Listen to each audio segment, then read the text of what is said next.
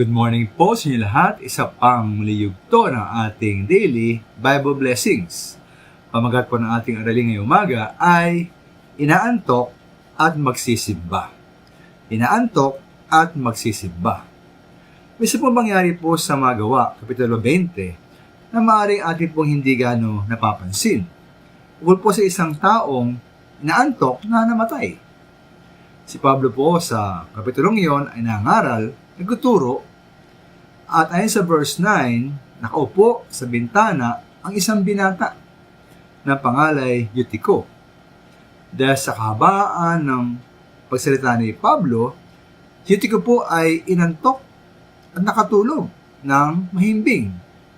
At nahulog siya mula sa ikatlong palapag na kanyang kinaroroonan. Kaya't patay na siya ng buhatin. Ngunit pala rin po minamahal ang biyaya at kapangyarihan ng Diyos.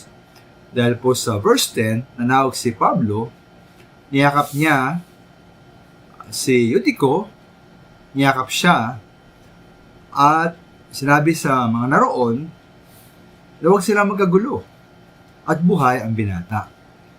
Ayon po sa verse 12, ang binata naman ay buhay na inihatid sa kanyang bahay.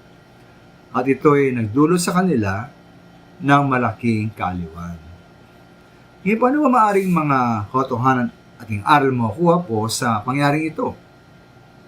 Una nga po ay ang kapangyarihan ng Diyos. Hindi naman minamahal na malinaw na muling nabuhay ang binata, hindi po dahil kay Pablo, kundi dahil sa kapangyarihan at pagkilos ng Diyos. Ikalawa po, at ito ang nais kong bigyan diin, na dahil ibinalik ng Diyos ang buhay ng binatang si Eutico, para po sa akin, ito ay isang pagkapahayag ng pagsang-ayon at pagkapala ng Diyos sa katapatan at pagnanais ng binata.